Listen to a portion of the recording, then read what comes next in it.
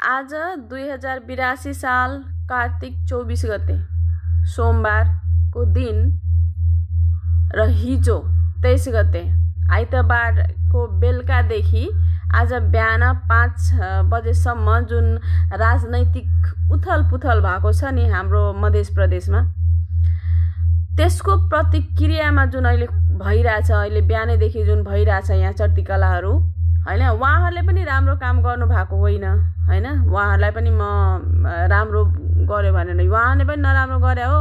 अहिले फेरि त्यसको जवाफमा, त्यसको प्रतिक्रियामा जुन अहिले कार्यहरू भइरहेछ हैन, विभिन्न राजनैतिक दलहरूले जुन मुख्यमन्त्रीको गेटमा त्यहाँनिर तोडफोड गर्दै हैन, भित्र पसेर त्यहाँ के भन्छ, त्यहाँभित्र पसेर अनि त्यो कुर्सीहरू, त्यहाँको सार्वजनिक सम्पत्तिहरू तोडफोड गर्दै हुनुहुन्छ। के भएको के यो? ठिकै छ, जेनजीहरूलाई जुन अहिले बदनाम छ हैन, एक त अब म त प्रत्यक्षदर्शी त होइन, एक्चुअली त्यहाँ को थियो को थिएन भनेर न्युजहरूको हिसाबले त त्यहाँनिर घुसपैठ भएको थियो हैन, तैपनि जेनजीहरू बदनाम छ हैन, तिनीहरू बदनाम छ। अनि तपाईहरु त बुझ्ने मान्छे हैन, राजनीति उहिलेदेखि पुराना व्यक्तिहरू राजनीतिमा हुनुहुन्छ, अनि तपाईहरु पनि जेनजीले त सुरुवातमा त त्यस्तो डाइरेक्ट गरेको थिएन हैन, त्यहाँ त्यत्रो मान्छेहरू हैन जेनजीहरू लाई मारिएपछि उहाँहरू आक्रोशित भएर अनि त्यस्तो भएको हैन। तपाईहरु चाहिँ के गर्नु हुँदैन, के गर्नु भएको?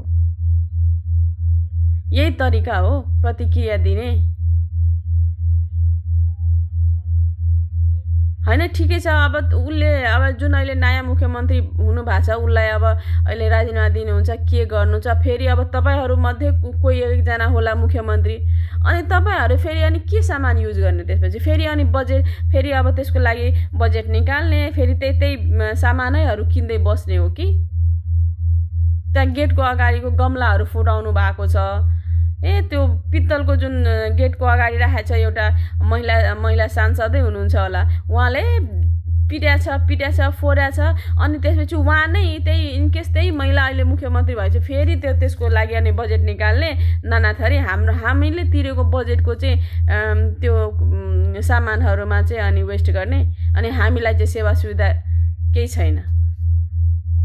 शिक्षा पनि त्यतिकै पैसा हामीले तिर्नु परेछ हैन, सरकारी स्कुलको त्यस्तो हालत भएपछि अब कुनै उपाय नलागेपछि के गरे? प्राइभेट स्कुलमा पढाउनु पर्यो। स्वास्थ्यमा त्यस्तै छ, र सरकारी स्कुल या हस्पिटलमा जाँदाखेरि त्यस्तै अवस्था भएर क्लिनिकमा जानु पर्यो, प्राइभेट हस्पिटलहरुमा जानु पर्यो, त्यही तिर्नु पर्यो। किन छ त्यस्तो अवस्था? कमसेकम बेसिक निड्सहरु त हाम्रो त्यत्रो ट्याक्स तिरिरहेको छ हामी, हरेक कुरामा ट्याक्स, गाडीमा किन्दाखेरि पनि गाडी, हरेक ट्याक्स तिर्नुपर्ने, के भन्छ महिने के अरे सालमा पनि ब्लू बुकको पनि ट्याक्स तिर्नु पर्यो, गाडीको पनि त्यो हरेक कुरामा ट्याक्स तिर्ने, एउटा नुन समेत हैन हामीले मिन्स प्याड लगाउने त्यसमा पनि हरेक सानो कुरामा ट्याक्स तिरिरहेछौँ हामी।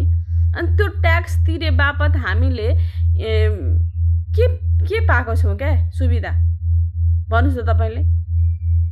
रोड हाम्रो यस्तो छ, हाम्रो रोड पनि मेरो घरको अगाडिको रोड हेर्नुहोस्, यस्तो हालत छ नि त्यो रोडको। हामीले नगरपालिका धाएको धाइछौँ, वार्ड कार्यालय धाएको धाइछौँ, केही सुनवाई छैन। जबकि यो 60 मिटर पनि छैन होला त्यो रोड, अनि त्यस्तो रोडको उ छ, हामीले त्यस्तो हिलोमा हिँड्नु परेछ भने अनि तपाईहरु अहिले तोडफोड गरेर फेरि बजेट निकालेर त्यही सामानहरुमाथि अनि सबै उ गर्ने। अस्ति त गाडीहरु जलायो, नाम चाहिँ जेनजीको लगायो, गाडी चाहिँ जलाउने को छ? अब अहिले त देखिरहेछ नि, 2-4-5 अहिले घण्टा भयो, 4-5 घण्टामा तपाईले कति नोक्सानी गरिदिसक्नु भयो तपाईहरुले। अनि तपाईहरुले जेनजीलाई के सिकाउनुहुन्छ, के भन्नुहुन्छ? जेनजीले यो गर्यो त्यो गर्यो भनेर जेनजीलाई बदनाम गर्न खोज्नु भएको तपाईहरुले।